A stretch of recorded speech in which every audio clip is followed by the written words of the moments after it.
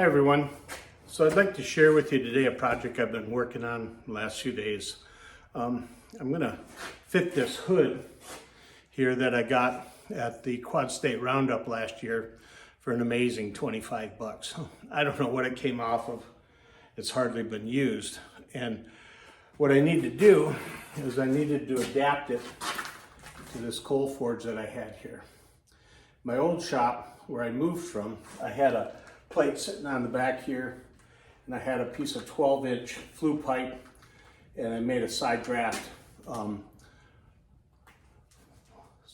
for it, so it would come in out of there. But here it's not going to work, and you can't see, but I've got this beautiful stainless steel transition insulated stovepipe assembly that was in the shop originally, and it seemed a shame to tear it out, put something else in, because it's a really nice job, professionally put in.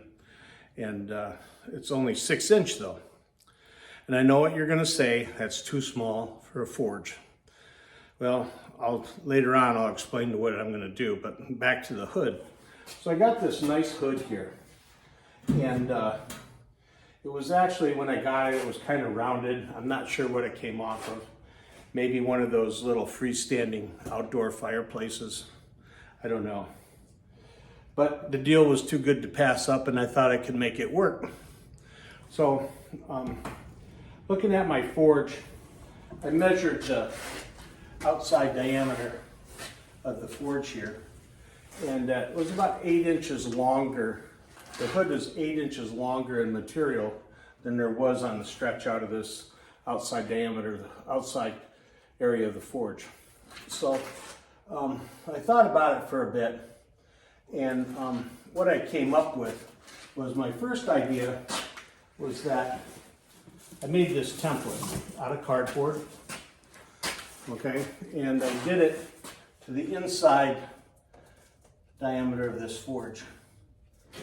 And what I had intended on doing was taking and bending up some 3/8 round stock, and then I'd TIG weld that hood to the that round stock, and then weld some tabs and mount it. Well, when I got to looking at it, it would have meant that, because there was more material, I would have had to reshape these corners. Here you can see, I would have had to reshape these corners and come in this way. Then I would have had to cut back the forge like this to make it work, and I would have had to reshape the corners, and it just wasn't what I wanted to do. You know, if you can see this forge, this is 20 gauge galvanized, and the whole outside, there's a piece of 1/4-inch copper rod that's on the flange of this all the way around. It's a nice setup. Someone did a lot of care. So I didn't want to butcher it up, because I think it has a nice look to it. So I thought about it a little more, and so I came up with the second plan. And the second plan was, I made another template that followed the outside area of that forge all the way around here.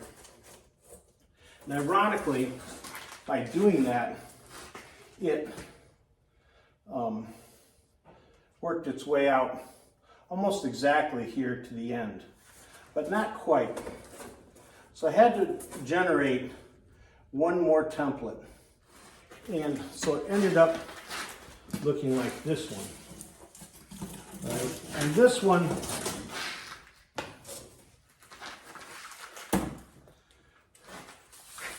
you can see I added all that extra material, I added here rather than cutting it off here.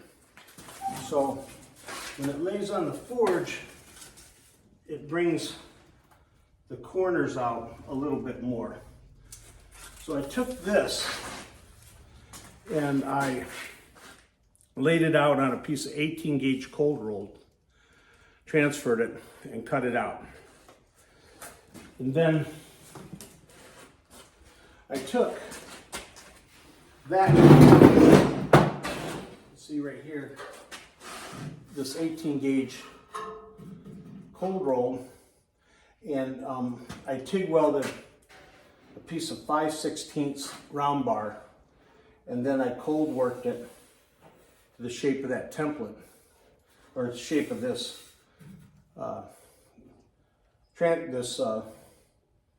plate here, and then after that I took and I used silicon bronze, and I TIG welded the silicon bronze to the 20 gauge to the 5/16. Worked out really good. If you could see, I don't have any burn through on the inside. Worked out really slick. So now this bad boy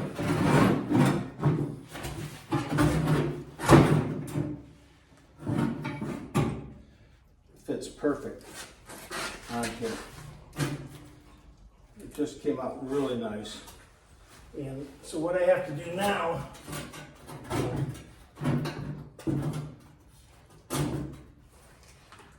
is all I have to do is weld these tabs on, and it'll bolt right into the existing holes on that forge. It worked out really nice. I kept this line of the forge I wanted. The front of it comes over the fire pot. I think it's going to work pretty good. Get my fat body out of the way here so you can see. But so on the next video, what I'll do is I'll show it all once I get it done. I have to put some flue pipe up here, a transition into the 6-inch. And the way I'm going to handle the volume is I'm going to be mounting a flue pipe exhaust fan on the side of the pipe here, and that should give me the added volume that I need to get all the smoke out. So that's plan A anyways. So I hope you enjoyed this. If you did, leave a comment, hit that like button, subscribe, share with your friends, and I hope your day is good.